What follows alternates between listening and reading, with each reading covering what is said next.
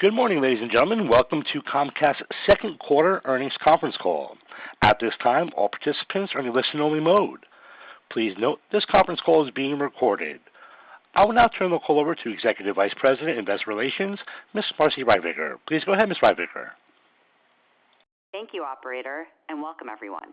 Joining us on today's call are Brian Roberts, Mike Cavanaugh, Jason Armstrong, and Dave Watson. I will now refer you to slide 2 of the presentation accompanying this call, which can also be found on our Investor Relations website and which contains our safe harbor disclaimer. This conference call may include forward-looking statements subject to certain risks and uncertainties. In addition, during this call, we will refer to certain non-GAAP financial measures. Please see our 8K and trending schedule issued earlier this morning for the reconciliations of these non-GAAP financial measures to GAAP. With that, I'll turn the call over to Mike. Good morning, everyone, and thanks for joining us. Before I hand it to Jason, I want to talk about 3 things that are particularly significant this quarter related to several of the strategic priorities of the company. First is our broadband business, where we continue to roll out our new go-to-market strategy in a highly competitive environment. Second is our theme parks, where we successfully opened Epic Universe in Orlando, one of the largest and most ambitious projects in our history. And third is our media segment, where our extraordinary mix of live events, sports, and entertainment across NBC and Peacock led to a record-breaking upfront as we continue to execute on our strategy of running NBC Universal's linear and streaming assets as one holistic media business. So let me start with broadband. We've taken a hard look at what it takes to compete and win, and we start with great confidence that our products and network are marketplace leaders. That includes our AI-powered entertainment OS, the most intelligent Wi-Fi network in the country, and a mobile service delivering the fastest speeds in our footprint. We're proud that we've re-energized a culture that drives innovation, one that continues to set our products and services apart. Building on that foundation, we took several important steps this quarter to strengthen our position. Our goal for all the actions we've taken is to build a loyal customer base that churns less and values our services more by 1, delivering simple, predictable, and transparent pricing, and 2, making it easier than ever to do business with us. Specifically, we've realigned our pricing strategy around 7 main elements. First, we've moved from local offers to a consistent national pricing structure. Second, we simplified our broadband offering with 4 flagship speed tiers. Third, everything is included. All packages come with unlimited data and our advanced gateways, which deliver the fastest, most reliable Wi-Fi experience, enable the connection of hundreds of devices, provide low-lag internet for gaming and streaming, and feature advanced Wi-Fi controls and cybersecurity protection. Fourth, we've lowered everyday pricing. Fifth, we introduced both 1-year and 5-year price guarantees without contracts to give customers more choice and certainty. Sixth, we're including a free Xfinity mobile line for 1 year for all new and existing customers. And finally, we introduced our premium unlimited mobile plan, which includes 4K Ultra HD streaming, expanded mobile hotspot usage, and device upgrades. But in addition to pricing changes, we focused on making it easier to do business with us. We are incredibly focused on reducing friction across all of our channels, .com, phone, chat, and our app, and making every customer interaction an excellent and personalized experience. For instance, we recently improved our digital buy flow by removing 5 steps, making the purchase process faster and easier, which has already driven more than a 20% improvement in purchase conversion rates. We also recently upgraded the operating system that manages our customer interactions to Google's AI platform, which will significantly improve our digital experience and route customers quickly to the support they need, providing our teams with full visibility into each customer interaction. Together, these changes we are making in pricing transparency and ease of doing business are starting to drive the results and customer behavior we are aiming for. Customers are responding to the simplicity and power of these changes, with roughly half of our eligible new customer connects choosing our 5-year price guarantee this quarter. We also posted a 20% increase in the percentage of new customers taking Gig Plus speeds, which lifted our overall speed tier mix and helped drive higher Connect ARPU. And we're also seeing stabilization in voluntary churn and overall Connect activity in broadband. Momentum is building in wireless as well. Our free line offer and solid uptake in our new premium unlimited plans helped drive our best quarter ever with 378,000 new lines added, bringing Xfinity Mobile to 14% penetration of our residential broadband base and still leaving us with plenty of room to run. Before we leave broadband, I want to highlight a recent deal on the Comcast business side that strengthens our go-to-market approach for that customer base. Just last week, we announced a new MVNO agreement with T-Mobile in partnership with Charter. This new agreement pairs our industry-leading broadband and Wi-Fi with T-Mobile's 5G network to expand our mobile product offer to business customers as a fully integrated solution. We are pleased to work with T-Mobile in this initiative and continue to value our strong partnership with Verizon. So the net of this is, while it's still early days, we like what we are seeing in our broadband business, giving us confidence in the changes we've made and what's still ahead. We're executing on a connectivity strategy that fully plays to our strengths in broadband, Wi-Fi, and convergence, leveraging the largest gig speed broadband and mobile converged footprint in the country that serves both residential and business customer segments, and a best-in-class in-home experience through our advanced Xfinity Wi-Fi gateway. With our go-to-market strategy in place and execution improving, we're well positioned to lead in convergence. Turning to parks, we are extremely proud of the successful opening of Epic Universe in May. We're pleased with the early results, as Epic is already driving higher per cap spending and attendance across the entirety of Universal Orlando Resort, with strong food and merchandise sales and minimal impact on attendance at Universal Studios Florida and Islands of Adventure. Epic is the most technologically advanced park we've ever built, and we are getting high praise for the innovative attractions, immersive environments, 3 new on-site hotels, and our strong food and merchandise offering. As expected, our near-term focus is on expanding ride throughput to reduce early attendance constraints. Epic is trending in line with our expectations and well on its way to transforming Universal Orlando into a true week-long destination.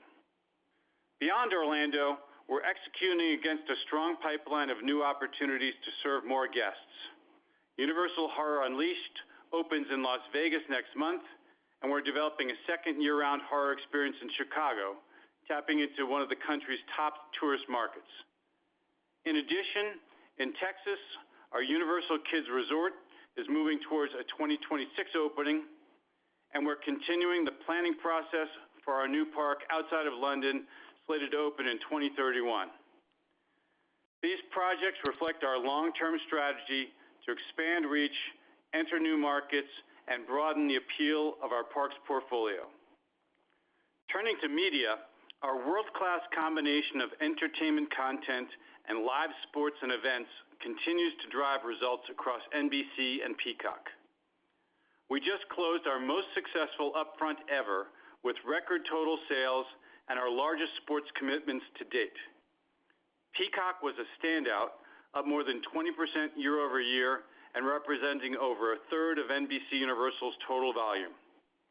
Our upfront results reflect our unparalleled 2026 lineup of tentpole events, starting with the Milan Cortina Olympics, Super Bowl 60, and the NBA All-Star Game in February, the FIFA World Cup on Telemundo in June, and the elections and BravoCon in November.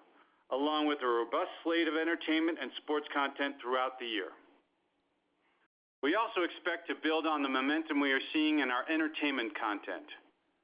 Love Island USA, which appeared exclusively on Peacock, was the top streaming reality series for the entirety of its Season 7 run.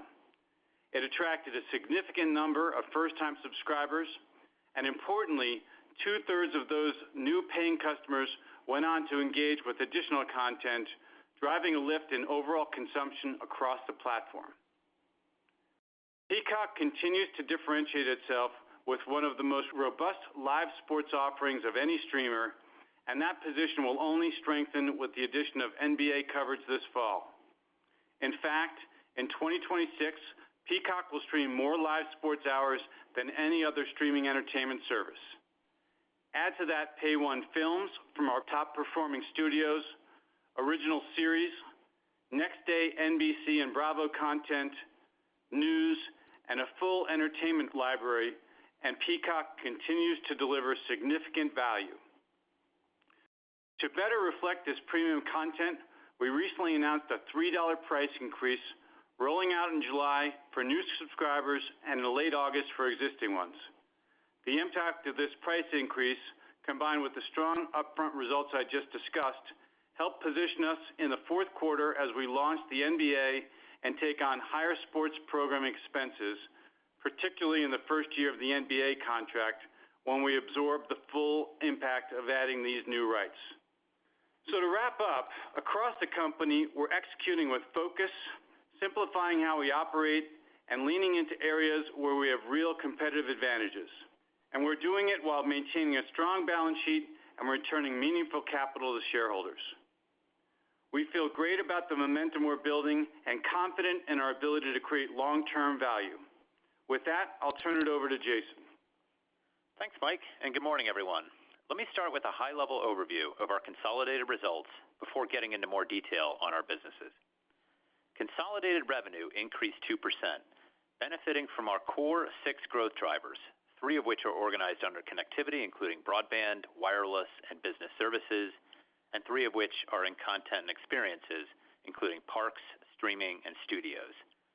Collectively, these businesses represent nearly 60% of our total revenue and grew at a high single-digit rate this quarter. As you fast forward a couple of years, between continued investment in sustaining strong growth in these businesses and actions we are taking on other areas, including our announced spinoff of our linear cable networks into Versant and a recently announced sale of another one of our businesses, our exposure to these growth areas will be closer to 70% of our total revenue, which is fundamental to our path to re-accelerating total company revenue growth.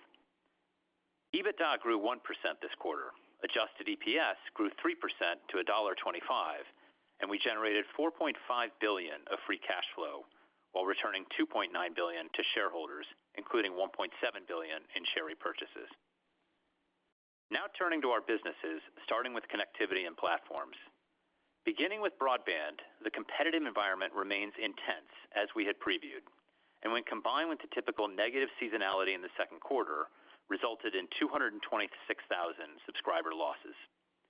But as Mike described, we are encouraged by the early reaction to our new go-to-market initiatives, as we started to see some early signs of stabilization in both connect activity and voluntary churn. Notably, during the quarter, we saw roughly half of our eligible new customer connects select our 5-year price guarantee, opting to pay more upfront for longer-term consistency. In addition, we've seen a 20% increase in the share of new connects choosing our premium Gig Plus speeds. This contributed to broadband ARPU growth in the quarter of 3.5%. Looking ahead, we continue to expect healthy broadband ARPU growth over the balance of the year, although the rollout of our new everyday pricing structure at the end of the second quarter is expected to moderate ARPU growth in the near term as we begin transitioning customers to more consistent and predictable pricing. This includes the continued offer of a free wireless line for a year to both new and existing broadband customers. Convergence revenue sustained healthy growth as well, up 3.7% in the quarter, supported by high teens growth in wireless revenue. Fueled by the strength of our Xfinity Mobile product and compelling go-to-market initiatives, including our promotion offering a free mobile line and our recently introduced Premium Unlimited plan, we accelerated net line additions to 378,000 in the quarter, a new high-water mark for wireless net additions for our company. Our wireless lines have now reached 8.5 million, and penetration of 14% of our residential broadband customer base, a rate that demonstrates both our success in entrenching our product as a competitive offering in the wireless industry, but also that highlights the tremendous runway we have ahead. So we're pleased with the results in the quarter and expect continued acceleration in the pace of net additions in the coming quarters. Turning to business services, revenue increased 6% and EBITDA grew nearly 5%. Our results this quarter include the acquisition of Nitel, which closed in early April. Nitel contributed a few hundred basis points to revenue growth and about 100 basis points to EBITDA growth. And we expect a similar positive impact for the next few quarters until we anniversary this deal next year. Our strong performance continues to reflect the same framework we've seen for the last several quarters, including solid growth in SMB and even stronger growth at our enterprise solutions business. At SMB, despite increased competitive intensity, we continue to generate healthy revenue growth by driving higher adoption of our suite of advanced services, including cybersecurity and Comcast Business Mobile. In our enterprise solutions business, we continue to see strong momentum. This growing segment of our customer base has more complex needs, ranging from cybersecurity to multi-location connectivity, and they value integrated solutions and service reliability. These are areas where we continue to invest and lead. Connectivity remains the core of our business, and we continue to see a meaningful shift in advanced solutions. 3 years ago, for every dollar of connectivity sold, we sold 20 cents of advanced solutions. Today, that figure has grown to approximately 50 cents, underscoring the increasing value we're delivering to customers and reinforcing our competitive position. Putting all of this together, EBITDA was flat in the quarter, consistent with comments we made last quarter that our new go-to-market strategy would impact our ability to grow EBITDA this year. We still believe that to be true, as our investment in our operational pivot will ramp over the remaining quarters of 2025. On the other side of this, these actions will position us well for long-term convergence revenue growth with a more durable customer base on market-based rate plans with long-term price stability and a discounted wireless offering with broader exposure across our base, giving us a large revenue and profit pool to unlock over time. In content and experiences, there are several key items I'd like to highlight. At Parks, revenue increased 19% this quarter, driven by the successful opening of Epic Universe on May 22nd, while EBITDA growth was limited to 4% due to soft opening costs at the new park. As Mike mentioned, we're really happy with the consumer response, and we're pleased with how Epic is contributing to the overall Universal Orlando guest experience and performance. We expect Epic to continue to scale over the course of the year, with higher attendance and per caps, as well as significantly improved operating leverage. More broadly, performance at our international parks remains strong. However, we do continue to experience pressure in Hollywood, and we think it will be a couple more quarters until we lap that. Turning to studios, we saw strong performance from the successful theatrical launch of How to Train Your Dragon on June 13th, which has grossed over $600 million in worldwide box office year to date, driving this franchise past the $2 billion mark. This success was followed by the July 2nd opening of Jurassic World Rebirth, which is the 7th installment of our $6 billion franchise and has already surpassed $700 million in worldwide box office this month. While the benefit of Jurassic's theatrical performance will land in the third quarter, the investment to launch 2 of our 3 tentpole releases back-to-back impacted our second quarter results and profitability. In addition to Jurassic, we look forward to several more releases in the third quarter, including The Bad Guys 2, Nobody 2, Downton Abbey, the grand finale, Him, and Gabby's Dollhouse, the movie. In media, total advertising revenue was down 7%, in part due to the volume and timing of sports content, as well as tough political comparisons. Excluding this, advertising was down low single digits. As a reminder, for us, the second quarter has historically lacked tentpole sports, so we've been more susceptible to fluctuations in general entertainment ratings. We look forward to that changing next year with the launch of the NBA. Looking ahead to the third quarter, we will have a tough comparison to the very successful Paris Olympics, but feel well positioned over the next year given our strong lineup of content, including the NBA premiering in the fourth quarter and the Winter Olympics and Super Bowl in the first quarter of 2026, all of which contributed to record upfront results that Mike highlighted earlier. Our overall media results this quarter were driven by the continued meaningful progress we are making in our pivot to streaming.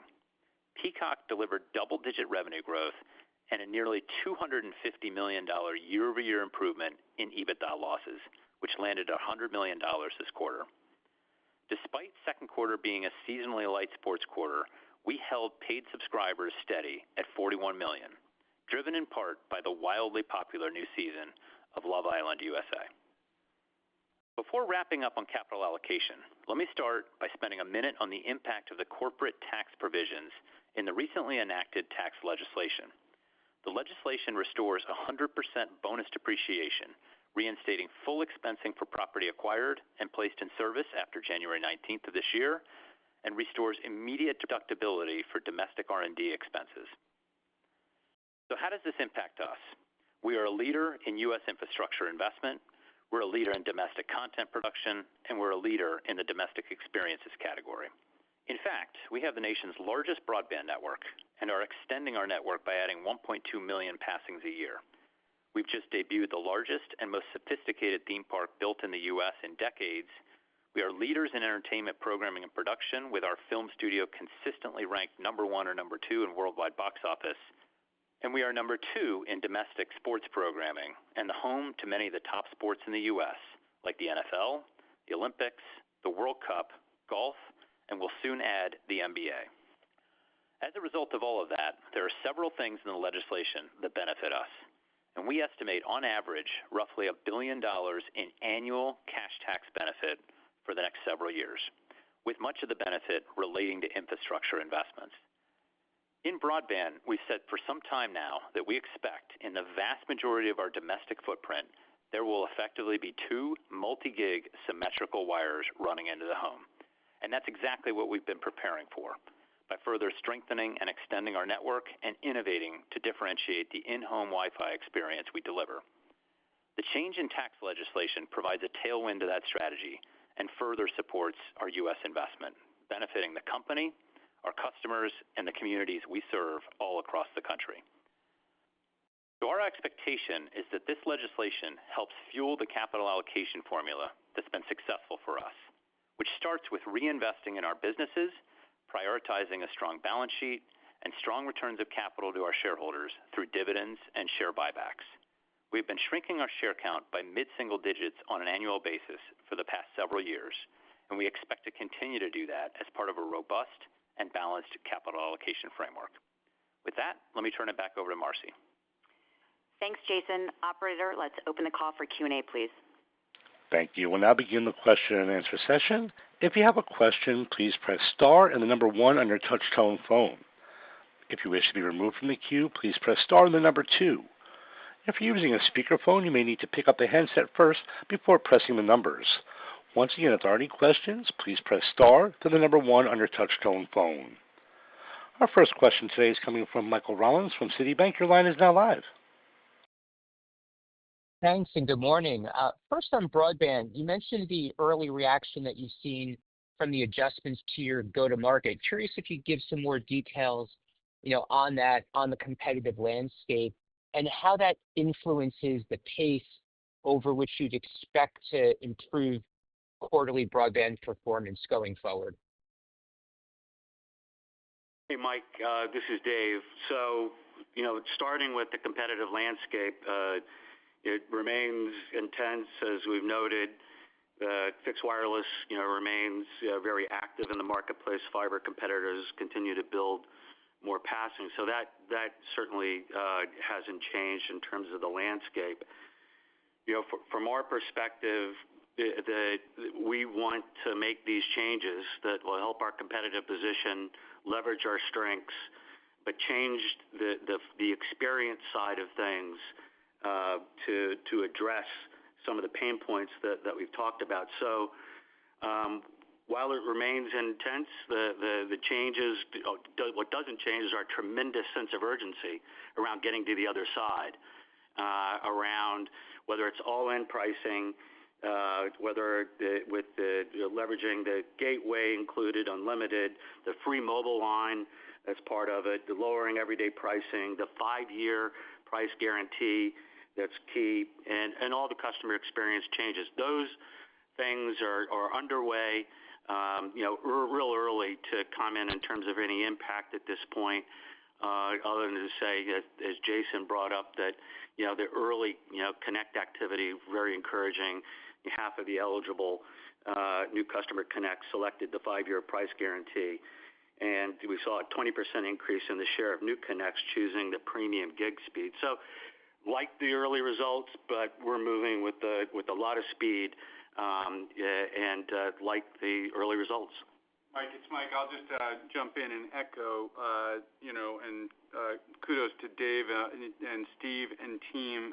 The urgency with which they're, going after the competitive environment is really strong and impressive. So thanks to that team for that. But I think to answer your question as well, all the tools of the go-to-market changes that I went through, the 7 of them, plus the various attack on any element of customer friction in the experience of engaging with us, whether that's through VRUs or .com channels or sales channels or otherwise, there's a lot going on, and I think all that is in the market. So as we engage with customers, whether they're at a promo roll moment or a new customer coming in the door or just a normal customer interaction, I think there's a lot of all the things we talked about are at work, and I think it's a mode of continuous improvement throughout the business. When new things pop up, we're going to be doing new things to address the competitive situation, with the view that obviously this is a hugely important business, and I think the goal of it all is to position the broadband customer base, or really the connectivity customer base, in a way that we've got a very loyal, satisfied, value, experiencing the value of our products with greater stickiness, lower churn, and exposed to our mobile product, which we think drives a lot of value. And I think that's going to set us up well for the long-term competitive dynamic that Jason described just a moment ago, of having 2 lines into each home in the marketplace over the long term. So I think bringing great products, great service, and a great network to bear on all that, wrapped in all the things that Dave and Steve are doing, is the plan of attack. Thanks. Thanks, Mike. Operator, we'll take our next question, please. Thank you. Next question is coming from Craig Moffett from MoffettNathanson. Your line is now live. Hi, thank you. Let me stay with broadband if I could. Charter called out involuntary disconnects, there's non-pay disconnects, as one of the headwinds. I wonder if you're seeing any of the same thing, which I suspect would point to some continuation of the market impact of discontinuing the ACP program. And then if I think about Project Genesis and where you are with your network upgrades, have you seen any material differences in the way you're competing in Project Genesis markets where you're finished versus where you're not finished yet? What kind of market impact is that having? Hey, Craig, this is Dave. So non-pay, from our perspective, we've seen a slight uptick at this point, balanced by, as Jason and Mike said, that both, in going into Q2 relative to Q1 on connects and voluntary churn, we saw stabilization. But there was a slight uptick in non-pay, but not material. So on Genesis, the great part, as Mike talked about the network, you have to put in perspective, we have invested pretty consistently over a long period of time, mid-splits and other things that put us in a great position. I mean, today, we have gig plus speeds everywhere. And so, our ability to compete for all segments, we're in a really good position to do that. And so in terms of the upgrades, we're on track. We're ahead of plan, actually. and we are motoring, very quickly on the next phase, which is going to the, DOCSIS 4.0. So we're in good shape. We're competing with the strength of the network, and one addition I would add to when we talk about our network, a huge part of our point of differentiation is Wi-Fi. That you have to include Wi-Fi in it. And our definition of great Wi-Fi is the Wi-Fi that matches the capability of your network. So great coverage, great speeds, and intelligence that can manage just lots of devices. So overall, when you step back, I think our network position is very strong. And Thanks, Greg. Could I squeeze in one more if I could? We'll take our next question, please. Thank you. Our next question is coming from Michael Lang from Goldman Sachs. Your line is now live. Hey, good morning. Thanks for the question. I just have two on broadband. First on pricing, I was just wondering if you could talk a little bit about this concept of everyday pricing as a potential drag to ARPU growth. How many of your broadband customers are on pricing that are above those headline everyday price rates today? I'm just trying to understand how long these ARPU headwinds may persist. And then second, I was just wondering if you could talk about whether we're back to seasonal on domestic broadband net adds. Could we see improving net additions next quarter, just given back to school? Thank you. Hey, Michael. So in terms of everyday pricing, our focus is to get rolling, and the early stage part of this in terms of impact is connects, and we've talked about the connect early stage results. That's pretty encouraging. Half of the eligible customers are taking it.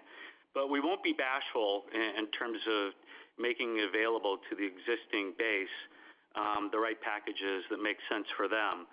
So we won't give detail in terms of the level of customers at this point, but we're going to be very disciplined with a lot of purpose around making sure, whether it's base management or in retention, that all of our packages will be made available to them. So we'll be pretty aggressive, and I think we like when we put people into, as Mike said, the more we put into these longer term packages, again, if they are willing to pay a little bit more upfront and to have that stability, that's good news for us, and to have all the capability of the products and with an eye towards churn improvement. So it's going to be an aggressive broad-based plan, connects, base management, and retention, and full use of these new go-to-market tactics. On the seasonal trends, I think there's been a steady movement towards more seasonal activity that we have seen over time. So yes, this is Q3 is always a pretty big back-to-school period, and we are, as always, aggressively positioned to go after that. And there are seasonal trends that just happened in Q2 that we talked about, but I think there's movements towards more predictable seasonal trends that we had previously seen. Yeah. Hey, Michael, it's Jason. Just to round out the ARPU question. So as we said in the upfront remarks, 3.5% growth this quarter. We expect it to moderate in the next couple of quarters as we migrate more customers onto new pricing, with the goal being it takes several quarters to do this, but if you fast forward a year or 2 years out, we've got a substantial portion of our base migrated onto new packaging. We gave a guide that said we still expected healthy ARPU growth in this time frame, but moderated a little bit from where we are right now. Thanks, Mike. Operator, next question, please. Thank you. Next question is coming from Ben Swinburne from Morgan Stanley. Your line is now live. Good morning. Jason, you called out 3.7%, I think, convergence revenue growth, which is a nice way to kind of cut through all the gap allocations. When you look at the business in the back half, should we expect any movement up or down in that when you sort of think about the volume improvements in mobile offset by your ARPU commentary? And I was also curious if you had a cash tax number or help for 2025, given all the changes, that would be helpful. And then for Mike, just on Peacock, you got a lot going on in that business. You're going to have a lot of revenue coming in with that price increase and the upfront, but also the NBA. Just can you talk a little bit about how you see the rest of the year playing out for that business, just as we think about all those moving pieces? Thanks a lot.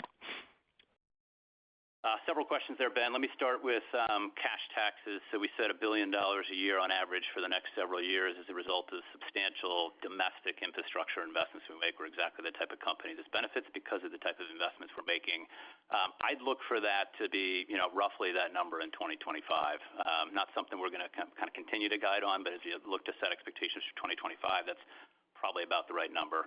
On convergence revenue, maybe I'll tag team with Dave a little bit, but as you look at this quarter, 3.7% growth, I think what we're setting ourselves up for, if you fast forward, is a base that's repackaged, on the broadband side, and then a base of wireless business that's larger than it otherwise would be because we've exposed our product to more and more customers and have the ability to grow off of this when customers roll off the free line. These are customers, a lot of whom we necessarily wouldn't have attracted under legacy pricing and packaging, and now we have the opportunity to expose them to our product, and then price them, in a year from now when we roll off. So a real opportunity there. In the interim, I think you're going to see a little bit of pressure on the convergence revenue metric. As we said, ARPU comes under, ARPU growth moderates a little bit in the next couple of quarters, and wireless, we've got a portion of our base that's coming in on free line, which moderates that metric as well, but all in the process of setting ourselves up for the 1 year, 2 year mark where we can reaccelerate.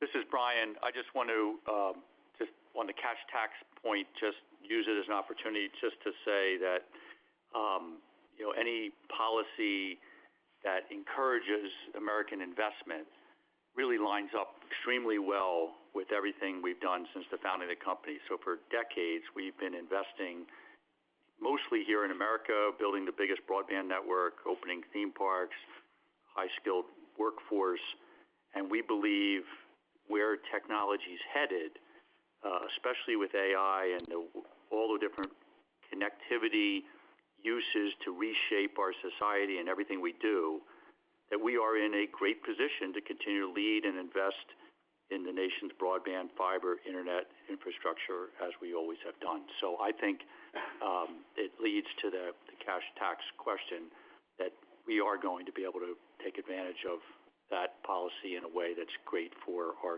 customers. Okay, thanks, Ben. It's Mike. So we do have a lot going on in Peacock and NBC. So let me just step back and kind of cover some ground here. So really happy with what the team has been doing. When you take NBC, and needless to say, we'll get to parks at some point, but really great things going on in the parks business. The studio business has been a top of the class performer. So alongside that is really our media businesses, where obviously there's a lot of challenges in the ecosystem. But we took on the challenge and opportunity of creating a streaming service in Peacock, and I'm proud to say that we see very strong continued momentum there. Second quarter, we saw revenues again up nicely into the double digits, 18%. As Jason mentioned, a $250 million year-over-year improvement in EBITDA to a loss of $100 million. But it's really, when you look ahead now, a couple of quarters down the road, after the Versant spin, we'll then have a media business made up of NBC Broadcast, Bravo, Telemundo, as well as Peacock, that really are completely symbiotic, leveraging the strengths of the entertainment business, which is both scripted and reality entertainment, as well as sports and news. And in addition, obviously, our Pay One movies. So that new NBC media segment, I think, is really strategically well positioned to continue to compete on the back of, we're going to have our 100th anniversary of NBC next year. It's a business that's been around a long, long time, has an unbelievable amount of advantages. So having a strategy for the future that is going to serve customers in a digital way through Peacock that wasn't the case a mere 4 or 5 years ago, I'm really glad we've got the business set up the way it's set up. So when you look now ahead to what's coming from the moment where we're now launching into bringing the NBA back to NBC, which everyone here is extremely excited about, and I think the people at the NBA as well, because lots of great ideas for that. But that'll start in the fall and go obviously heavily into the first half of next year. The positives, needless to say, are it's going to give us a full year of sports programming. So the point Jason made earlier about the dearth of sports in our second quarter won't be the case next year. And obviously, it's a sport that is hugely culturally relevant, so there's lots of thinking going on in our entertainment side of how to build things beyond sports around the new audience. So we've talked about all the reasons we like the NBA so much before, but it's a big investment. So when in this first season, we'll take a full year's worth of cost amortization related to the business, and that largely starts in the first quarter. I'll make a note that, we'll do our accounting for that where, we are going to be essentially straight lining the 11-year contract, whereas our cash costs are substantially lower in the early years. So we'll have a big working capital benefit that I'll be calling out in the first couple of years of the contract. But put that to the side. On the revenue side, that's the cost. On the revenue side, obviously we're taking a big price increase that was in effect already for new Peacock subscribers and will be in effect for existing at the end of August. So that's one element.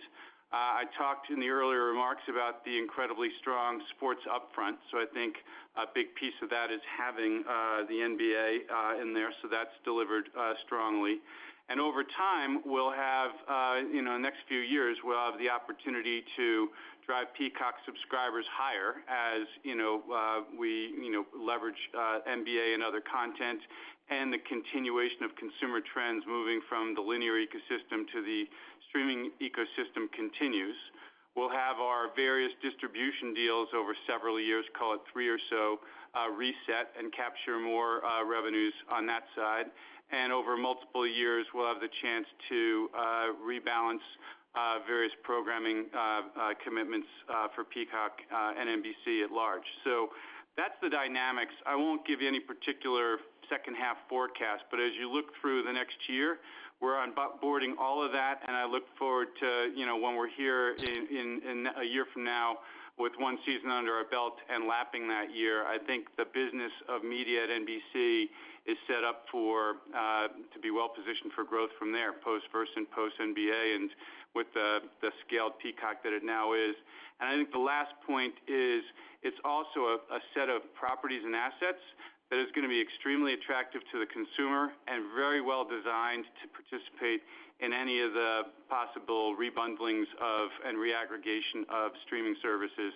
So I think the team has accomplished a whole lot in these media businesses over the last few years. So proud of the work that everybody at NBC's done. Thanks, Ben. Operator, we'll take our next question, please. Thank you. Next question is coming from Jessica Reif-Ehrlich from Bank of America Securities. Your line is now live. Thank you. I guess it's time to get to parks. Could you maybe give us some more color on what you're seeing in the market dynamics in Orlando, whether it's overall market growth? You mentioned that you're not seeing that much cannibalization in your own parks, and maybe kind of ultimate operating leverage and how you see CapEx flowing through. You have great IP, but ultimately you'll add more. And then maybe just stepping back, like a kind of a broader question for Brian. As you look out over the next couple of years, there's been so much going on in all of your businesses. What do you view as the most underappreciated growth levers for Comcast as a whole? And then, sorry, but Mike, a follow-up. You mentioned the NBA hit the cost kick in Q1. Why not Q4 of 25? Okay, it's Mike, so thanks. I misspoke. It does kick in as the season starts, so it kicks in the fourth quarter, goes through the full season. So sorry for that. In terms of Orlando, we, I think between ourselves and the other parks business that's there, it's a very strong destination for consumers coming to market. And with both businesses investing heavily, I think that's going to continue to be the case to the benefit of everyone in the market. What we're focused on, obviously, is Epic, which is new to market. And as I said in the prepared remarks, we're really pleased with what we're seeing in terms of revenues in Orlando year over year coming in across, when you look at the parks altogether, much higher per caps, and that's driven by getting people there for the wonderful experience that is Epic. So I think as we look to the second half of the year, you'll see just in terms of operating leverage, I think things are on track with Epic and Orlando for us. And operating leverage will be, improved simply due to the roll-off of sort of the soft, opening that we kind of lapped versus the first quarter, which was a short period of Epic being fully open. So that's Orlando. Jessica, thanks. I think an important question and a kind of lens that I think is important to look a little longer. I think a bunch of things that are energizing for why perhaps we're underappreciated in terms of growth possibilities. Previously, we've articulated 6 growth businesses, so I won't re-articulate all of them. A lot of that's around broadband, both residential and business services, and I think we've re-energized the culture around here to focus on how to deliver innovation. We're pivoting. Our products are exciting. The pivot with wireless being a really leading part of the bundle for all customers and being more transparent and customer focused. That's a great mandate, and the way we tell that story to the consumer with some of the team that we're assembling, I think you're going to see that really resonate. I'm very excited at the work that's being done. As I look a little bit also with the Versant spin, and you'll have a chance to hear from Mark Lazarus and Anand Kinney over time about that before the end of the year, it really does do a great thing for the growth businesses, those 6 businesses that today they were 50%, now they're up to 60%. Post the spin, they become 65% of our revenues, and just a couple years after that, if the trends continue, it'll be 70%. So all of a sudden, it's a very different narrative where half your company is declining and half your company is growing to where 70% of your company is growing, and each of those businesses has a runway of growth that you're excited by. And so I think we're a unique company. A number of you were at Epic Universe. Not many companies on the planet could take the decade it took to build maybe the finest theme park in the world, and we're looking forward to doing that over time in London area. We've got some smaller adventures that are opening this summer in Las Vegas, and we just announced Chicago, and with kids in Texas and horror. We've got films, we've got Peacock. So I see so much excitement in our company, and I look forward to the day where the story's a little simpler. And I think that's happening organically with what we just talked about. So very bullish, and I think the best is coming. So that's my thoughts. Thanks, Jessica. Operator, next question, please. Certainly. Our next question is coming from Kutgun Maral from Evercore ISI. Your line is now live. Great. Thank you for taking the question. I want to ask about M&A. There's been a fair amount of deal making across your peers, particularly on the communication side. Comcast has a long history of M&A, though I realize it's a nuanced regulatory backdrop at the moment. So how should we think about your interest level for potential acquisitions beyond some of the tuck-ins that you continue to make on business services? And maybe relatedly, I know it's maybe too early to talk about the path ahead at Versant, but whatever you could share on its inorganic opportunities as well would be very helpful ahead of the expected spin later this year. Thank you. Well, before we get to M&A, this is Brian, and Mike can cover this as well, but I really think something we did this quarter that Dave touched on is, and the team, is T-Mobile and business services. Business services now is about 25% of our connectivity business. It's a $10 billion part of the company. We've been making smaller organic growth and acquisitions in M&A, as you've heard. We now connect more small businesses than anyone else in the country, and we see strong traction with larger enterprises. So it was very important for us to be able to use mobile in our relationships in the mid-market to win more share. And the relationship with T-Mobile allows us to now do that in ways that we haven't been able to offer before. So it's strategic, and I think will be hopefully a great partnership, and we're all very excited to get started. We also have a really important relationship and a terrific relationship with Verizon, with our MVNO there. And along with that deal with T-Mobile, we feel good about the capital light approach to wireless. The foundation of wireless strategy, is Dave was talking about, is Wi-Fi. And today we carry about 90% of all of our traffic is going over Wi-Fi. And I think when people hear that, they're kind of stunned. And Wi-Fi works better when you're close to a wire. And, we can marry a network together better than anyone. And I think now our customers are going to benefit from two great national 5G networks. So M&A, kick it over to you, Mike, but, really excited with the progress we've been able to strategically make with smaller acquisitions and with innovative partnerships.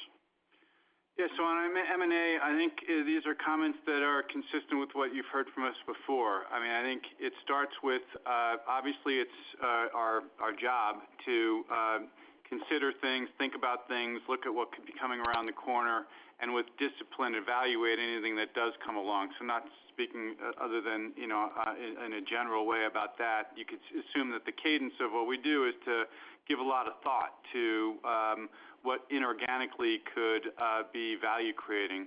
But I think, we said before and continue to say that the bar is really high because I think particularly when you look at the moment in time we are with a lot of transitions that are, I feel, being well executed in our businesses, that we have plenty of opportunity to create value by running what we have really well and making growth investments either directly in businesses or the tuck-in kind of acquisitions that give us capabilities in places like business services, as you've seen us do. So I think that's what you can count on us for. And when it comes to the other side of the equation, just thinking about the portfolio and what fits for what we're doing and what might be a better allocation of capital for our shareholders, I mean, that's where Versant comes in. So Versant, to your question, I think everything's tracking really nicely to have Versant launch at the beginning of next year, end of this year into next year. Great leadership team, lots of energy. The work is well underway. I think they will hit the ground running. I won't steal their thunder on their strategies and the like, but they've been at it since the day we announced. As you recall, I made the changes to everyone's responsibilities. So effectively, we've had a team focused on the future of Versant and the present of Versant from that moment, almost a year ago now. So I think but that is also changes the dynamics for, a use of capital. They generate a lot of cash, but now they're going to have that cash to put into a future for those businesses. And obviously for the remaining businesses, there'll be a revenue growth accretion and, more focus on, say the remaining NBC that I described, earlier. So I think that, we sold a business in Germany that was part of, Sky. So I think M&A is a two-sided equation, and I think we're doing a nice job thinking about the balance across the whole footprint of things that we could do inorganically. But again, bar is super high because we want to operate and, take advantage of our management energies applied against the big, gears that we have to improve the businesses that we currently own and operate. Thanks, Kakan. Operator, we'll take our last question, please. Thank you. Our final question today is coming from John Hodulik from UBS. Your line is now live. Great. Thank you for fitting me in. Maybe first follow up on Brian's comments on the business market for Dave. Looks like you guys are seeing some additional pressure on subs there. Can you talk about the competitive market you're seeing in that segment? And as it relates to the T-Mobile MVNO, you've got 14% penetration. on the resi side, do you expect the penetration of mobile into the business segment to sort of follow a similar slope? And then for Jason, on the $1 billion in cash tax savings, can you talk a little bit about what you see in terms of CapEx trends? Maybe on the cable side, are there opportunities to deploy additional capital, maybe for further footprint expansion? And then how should we think of the CapEx as it relates to the parks, especially with all the new projects you guys have laid out? Thanks. So this is Dave. Let me start with the business services follow-up. So, there are a couple of huge categories for us within business services, as you know.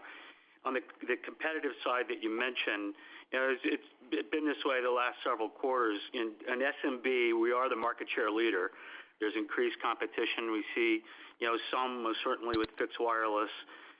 It's not fixed wireless at this point, not really affecting our high-end part of SMB. And so, or the core mid-market and certainly enterprise, there's real value in the reliability, multi-product solutions that we have, and that we have a balanced approach towards growing revenue and relationships across the board. So it's a little bit more competitive in the SMB side.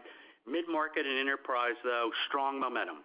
And as Mike mentioned, integration of Nitel is well underway, and adding capabilities of aggregation, in the U.S. and further, the network aggregation, expanding sales channels, broadening of the product portfolio, in particular, advanced security, and then, as you mentioned, mobile.